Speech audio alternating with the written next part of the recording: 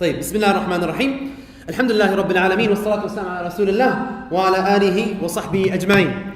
Rukoo. We finished Surah Fatiha, we finished the recitation of the Quran. Now the next step of Salah is we go into Rukoo. Now when we go into Rukoo, what do we say?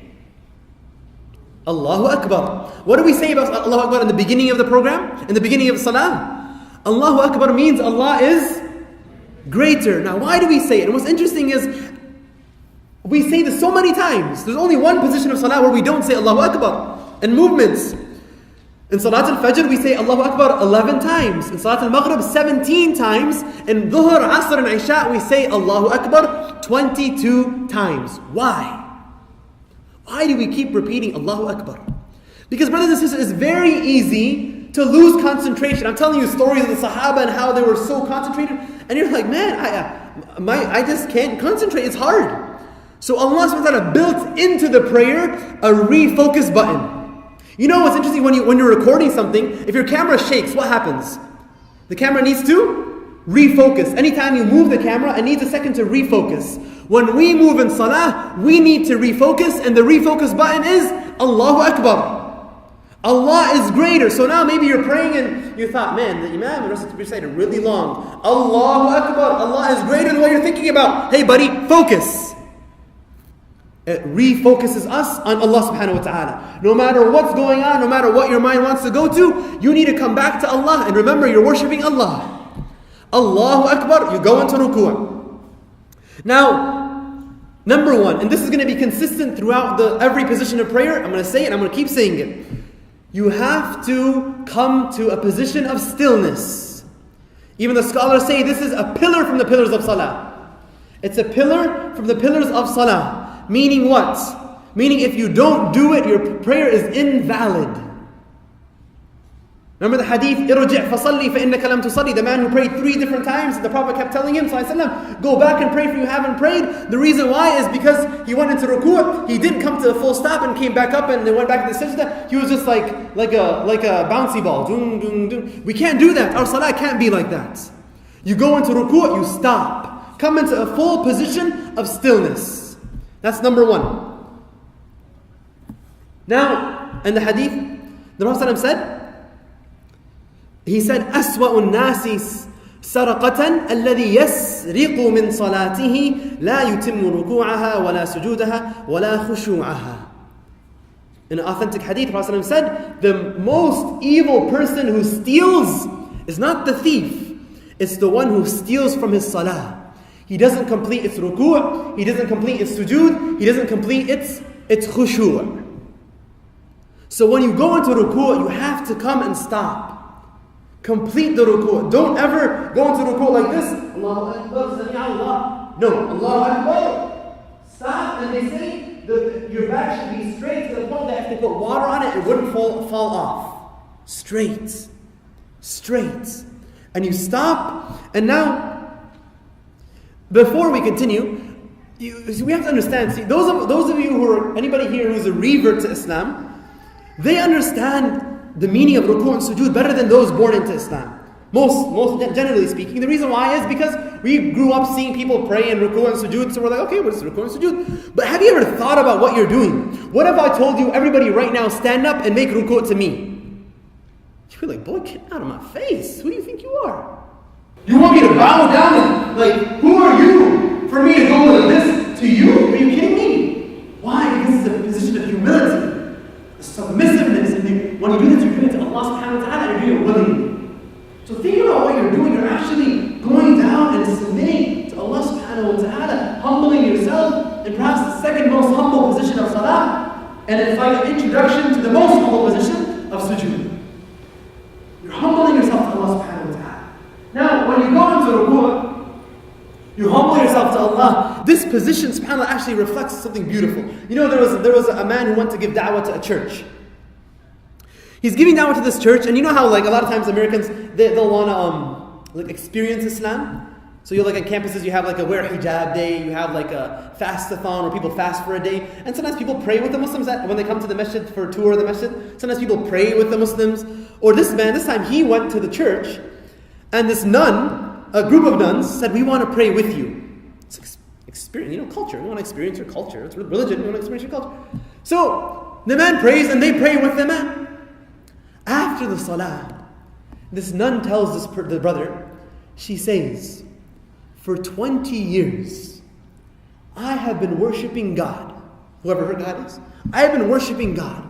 I have never found a position of my body to match the humility and submissiveness I have to God that's in my mind until I experienced your prayer.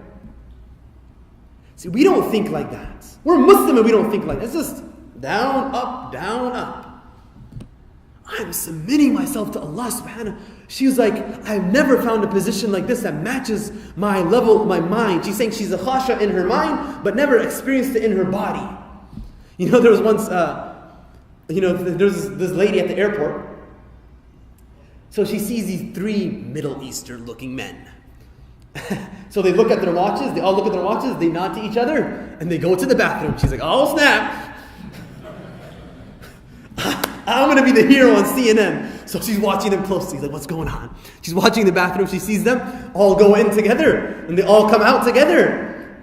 She's like, okay, I'm ready. She's got her cell phone out, ready to... And she says, 1 man steps forward and 2 men stay behind. And she says, they do these magnificent movements. She says, I watched them and I just felt this sense of comfort. She said, I got on the plane. She didn't call the cops. She gets on the plane and she says, every time I close my eyes, I kept picturing those 3 men and what they were doing. I said, wow, that was beautiful. And she says, when I got off the plane, I went home, and the first thing I did is I Googled what I saw. And I found out about Islam, and I embraced Islam. She took Shahada by seeing the prayer. You see, when we go into Rukoo, we're going full submission to Allah subhanahu wa ta'ala. And what do we say in Rukoo? We say, Subhana Rabbi, Rabbiyal Azim. How perfect is my Master, Al-Azim. The great, the powerful, the stable, the supreme. And you can also say, authentically narrated, Subhana Rabbil Azim, wa bihamdi. You can also say, wa bihamdihi after that. It also has been authentically narrated after you say this. So what you do is, let's say you want to do 3 times. The sunnah is an odd number. The sunnah is want to do 3. If you want to do more than 3, go ahead. Want to do 5 or 7 or 9? No problem. Do 5 or 7 or 9. But keep it odd if you can. SubhanAllah al-Azim, let's say you want to say it 3 times. You say it 3 times. Then you say, Subuhun Qudusun Rabbul Malaikati wa Ruh. If you want to. It's optional. You don't have to. But if you want to praise Allah more, which means constantly perfect and constantly holy is He, Lord of the angels, and Angel Jibreel alayhi salam. Again, you can say this odd number of times. It's preferred 1, 3, 5, no problem. But you finish Subhana Rabbil Azim wa bihamdihi if you want, and then Subuhun Quddus Rabbul Malaikati wa Ruh. Now, what's interesting about this is that the position of the prayer that you're in. In Rukoo, what's interesting is like if I try to make Rukoo with my body against this what's it called, podium, it's hard. Have you tried to make Rukoo with your body against the wall? Because, see, everybody has a center of gravity, right? And so when you go into Rukoo, actually what happens is your back part of your body goes backwards as one part of your body goes forward to keep your center of gravity stay in the middle so you don't fall over, right? Have you noticed when you lean this way, what happens? This foot starts kicking out. Why? To keep the center of gravity in a position where you don't fall. It's the creation of Allah subhanahu. Now, when you go into Rukoo, what's interesting, there was this unstable position. Have you ever been in prayer? Sisters, you probably have this worse than we do. Because you have like kids running around the musalla. We have sometimes we have kids, I've experienced it, maybe you have too. When you're in Rukoo, what happens is kids come running 50 miles an hour, bam! Runs right into the back of you, and you're like, whoa, and you fall forward, maybe you fall down. It's an unstable position of salah. The quote-unquote most unstable position where your body is in an awkward position. What's interesting, what do we say? Subhana Rabbi al-Azim. How perfect is my Lord, the great, the constantly stable and powerful and supreme. We do that. We praise Allah with the opposite of the position we're putting ourselves in. And then, not only that, is that the position itself, we're in Rukoo and we're saying these things, and what's interesting is Subhan, the word Subhan, which is how perfect, and we always translate as glory be to Allah. A better translation is how perfect is Allah. Subhana Rabbi, how perfect is Allah. Now, we remember when we say Rabbi, and it indicates closeness to Allah subhanahu wa ta'ala. How my Lord, my Master, how perfect is my Master. And that's what's beautiful about Islam, is that we don't have intercessors or intermediaries between us and Allah. We don't need to go to a priest and confess our sins. Now, everyone has a personal connection with Allah subhanahu wa ta'ala.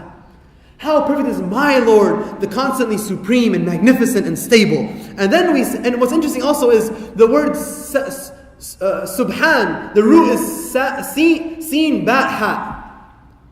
And that means, Sibaha is swimming, right? When you swim. And swimming is actually, you're trying to keep your head above water.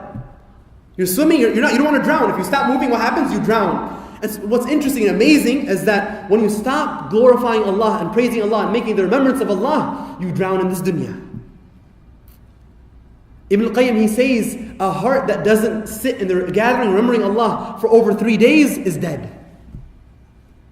The glorification of Allah is important. We say, Subhana Rabbi al-Azim, how much am I in need of you, O Allah? And now what's amazing, and we'll end with this for the Rukoo, is the Prophet said in a Sahih Hadith in the books of Ibn Majah.